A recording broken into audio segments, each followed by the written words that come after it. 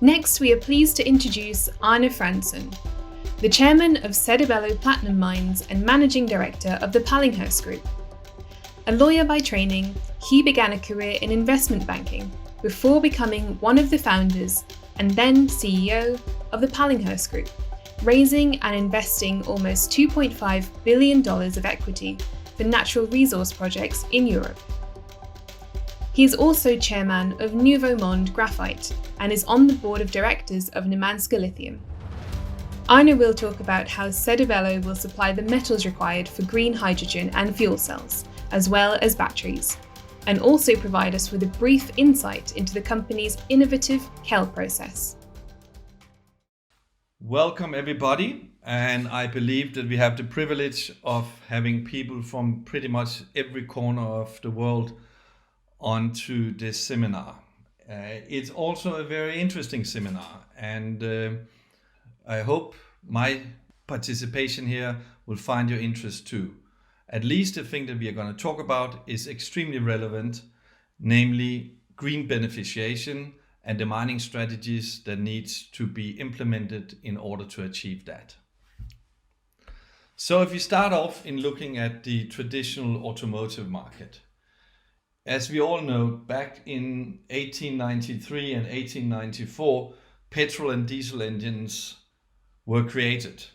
And soon thereafter, we had the first car, and for more than 100 years, it has been the only debate whether you want a petrol car or a diesel car. And all of that went on for 100 years of coexistence. And each of them had their benefits and their drawbacks, but it was kind of every automotive producer was producing cars that were either diesel or petrol. So fast forward to the time of the so-called Dieselgate. We suddenly found ourselves in a situation where the entire issue around internal combustion engines and diesel and how much is polluted came to the forefront. And people realized that you could not believe in the data that you have been given, and that we all have been a little bit naive in respect of the amount of greenhouse gases that we let out into the atmosphere. And in what I think is a record time, the debate about whether electrical vehicles will have a place in the future, the question now was simply about when are more electrical cars being sold than internal combustion engine cars. And I do point out now that in a number of European countries like Norway and Holland, more electrical vehicles are being sold now than internal combustion engines. And we all know that by 2030, most places around the world will actually be in a situation where it will not be allowed to sell new internal combustion engines. So we don't have to debate any longer if there's going to be an electrification of the automotive market, because the answer is yes. And in a matter of a record time, this stage has been taken over by the battery guys.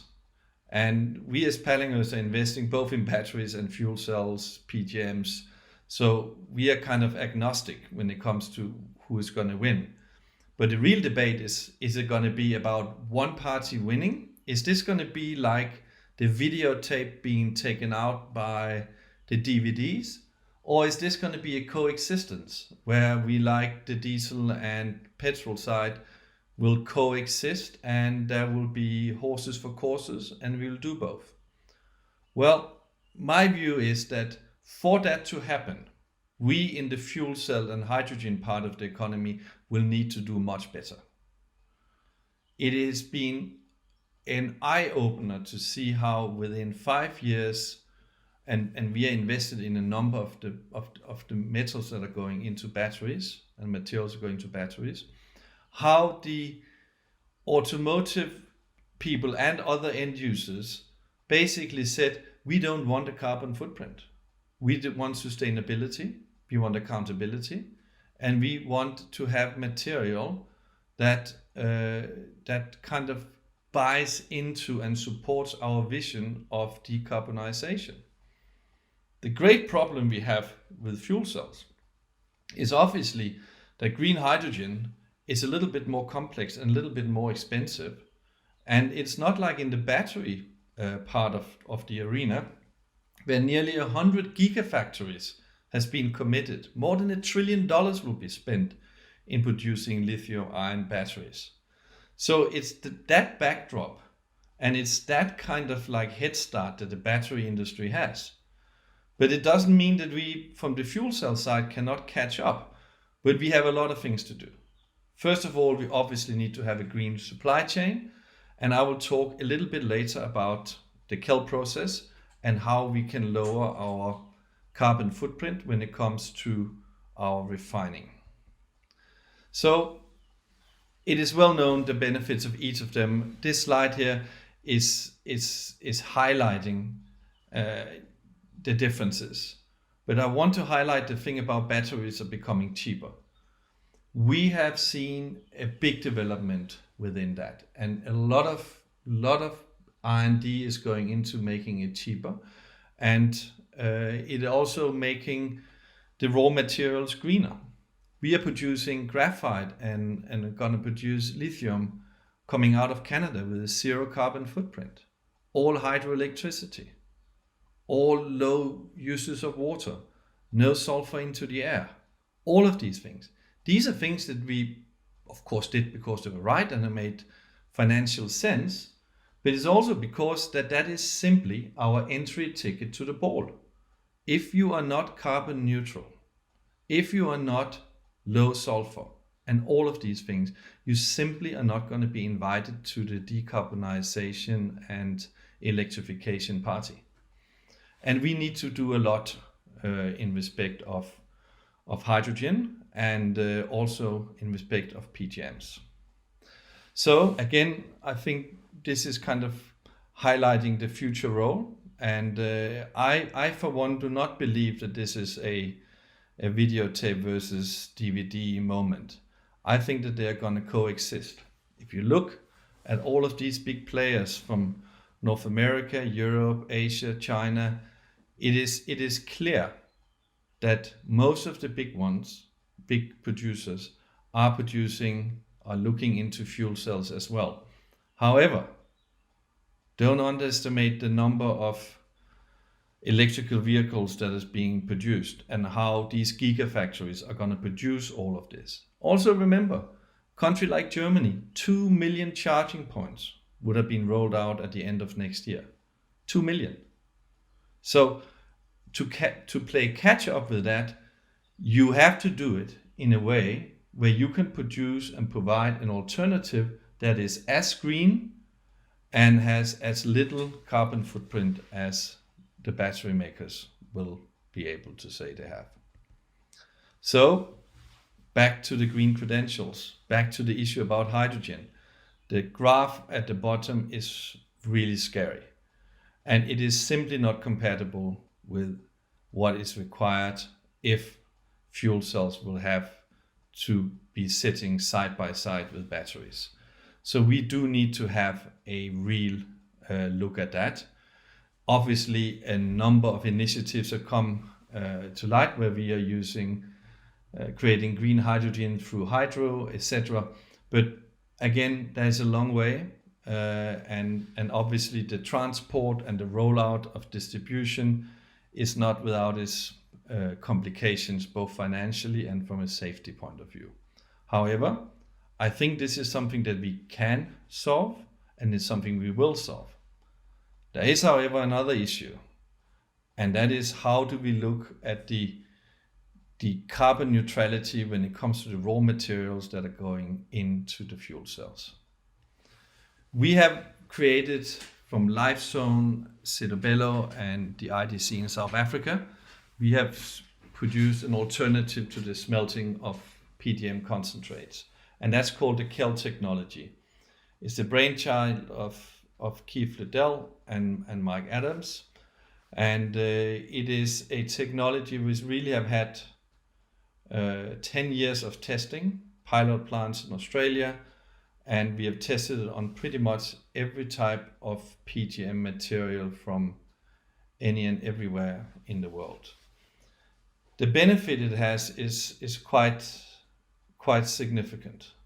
If you look at the greenhouse emissions, we talk about a massive reductions. If you talk about the electricity consumption, more than 80% saving. And just remember, the Southern African electricity is very heavily dependent on burning coal.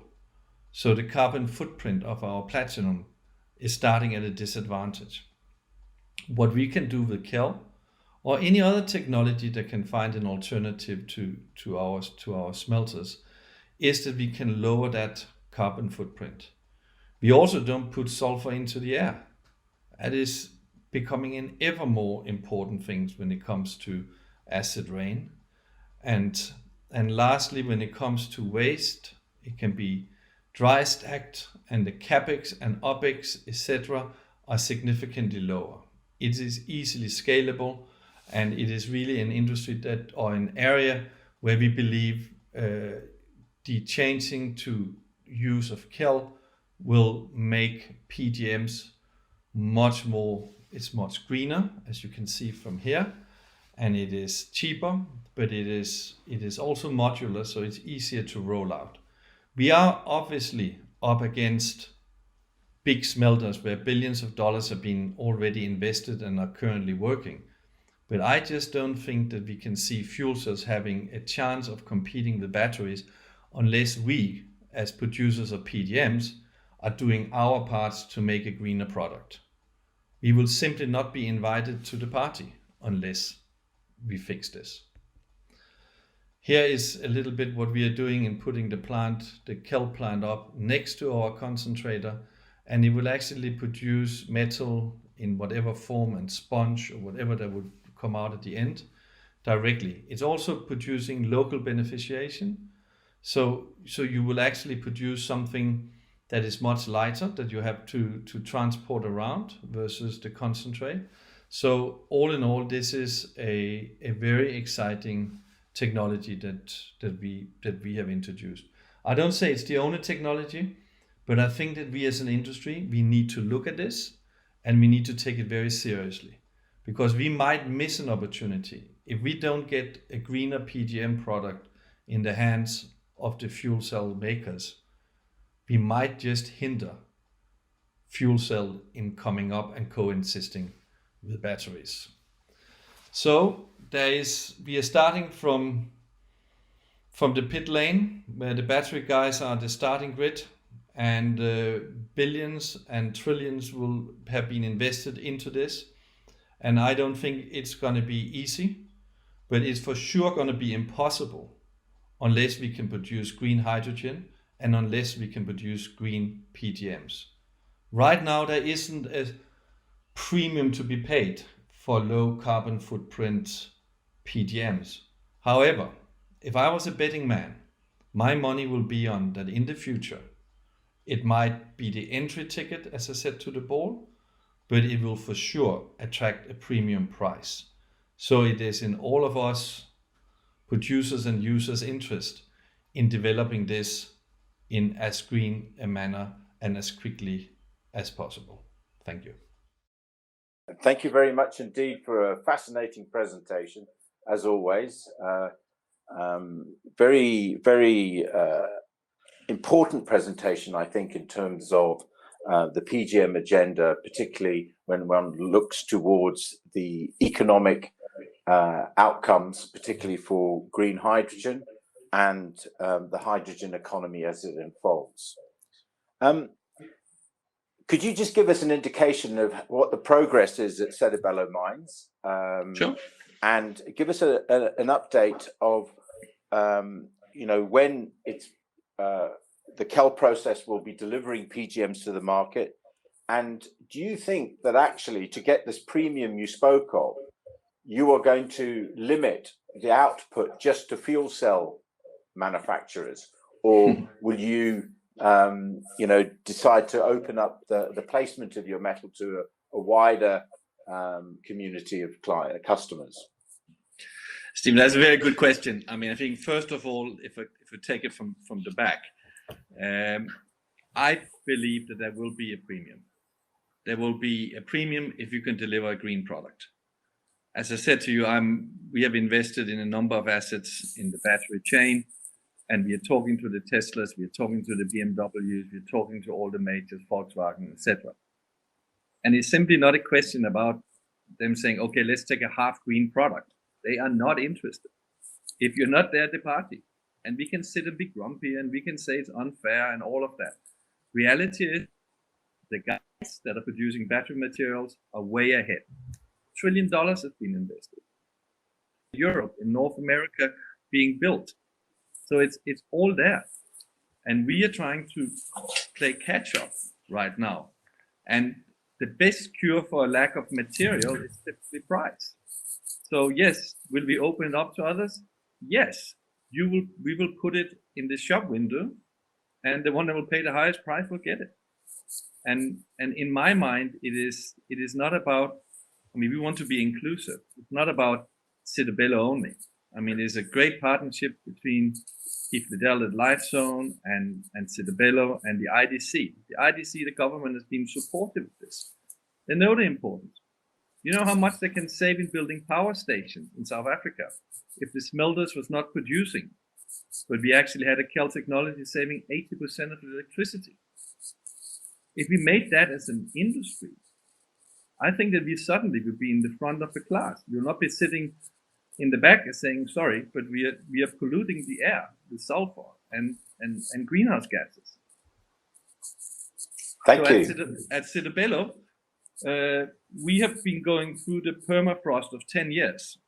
We've been a private company, as you know, and we have been mining for 10 years, producing through the low cost, and we have never gone to our shareholders asking for money, and we have lived within our means. It means that we are not producing as many ounces today as we would have if we have gone pedal to metal, but that is by design. And as a good friend keeps on telling me, the ounces in the ground are not turning sour, and they're not growing back like mushrooms. So be careful for when you take them out. Don't sell them at $800. Excellent. Beresford. Yeah, very good. Thanks, Arne.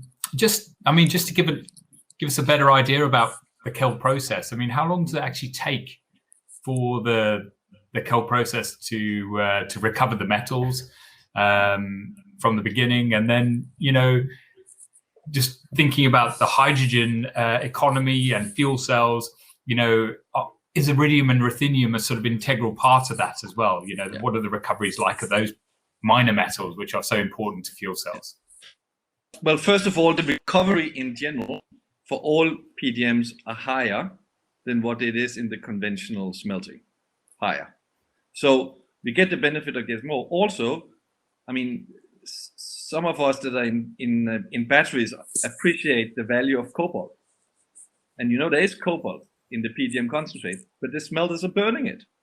They're not getting it out. It's ludicrous. So we should, as PGM miners, get the whole package, all of the metals, including that. And as to the minor metals, they like to call them, that you mentioned, yes, we are absolutely recovering those. So it's there. It is higher recovery. It's done at a much lower OPEX and capital and working capital. I mean, you know how it is that you send your kind of product to Germany and you wait for a letter to come 6 months later, and now they've gotten the last of it out of the stuff you sent to them. It's not like that with Kell.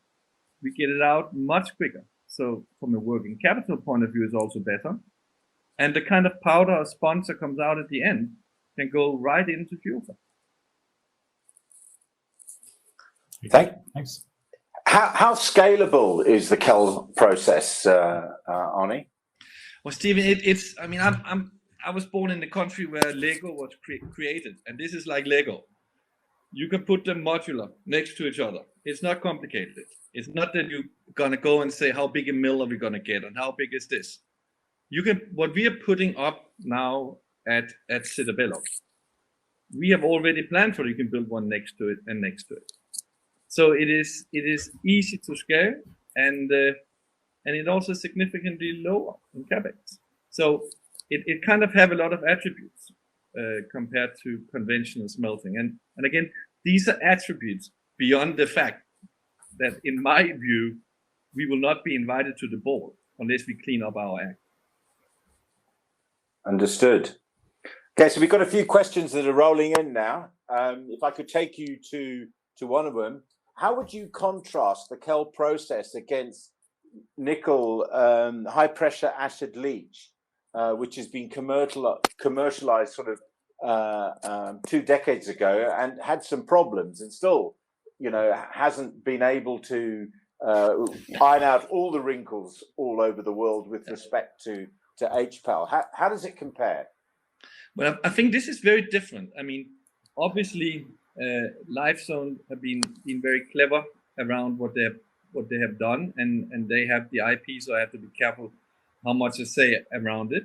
But this is something, Stephen, that has been tested on pretty much every single type of concentrate, and it works. And it has been the test plants that we had in Perth and that's been testing in materials have proven that it works. I mean, obviously, as you know, it's always the kind of thing of, we are the spoiler technology in some respect. We are coming in and spoiling the party, and I don't expect Turkish to vote for Christmas. So we understand the backdrop that we're coming up against, and I'm sure that once we have built the first plant at Sedibelo and we are producing, when we can go and users, the fuel cell makers, the Toyotas or the Hyundai or whoever it's going to be, so they can buy our PGMs, and the carbon footprints is less than half of other ounces. My guess is that they will at least call us and ask. Thank you. I mean, just following on from that, is the Kell process, because we think of the Kell process linked to the PGM industry, or at least that's kind of where it's starting out, is it kind of limited to PGMs? And over and above that, thinking about PGMs, can you also sort of use the same process for autocats? Yeah, I mean, it's that is obviously a very potent question, and I'm here to promote it being used for PGMs. If Keith was sitting here, I know Keith's answer. Absolutely, he is thinking of using this on nickel. Maybe the thing that Stephen talked about before. Maybe this could be solving that issue.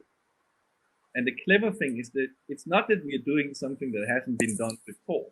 It's the way it's been put together. I mean, nearly go down in the mining beneficiation supermarket, take your trolley and you can get all of the things. Okay, it's not that you have some magic box that has to be created.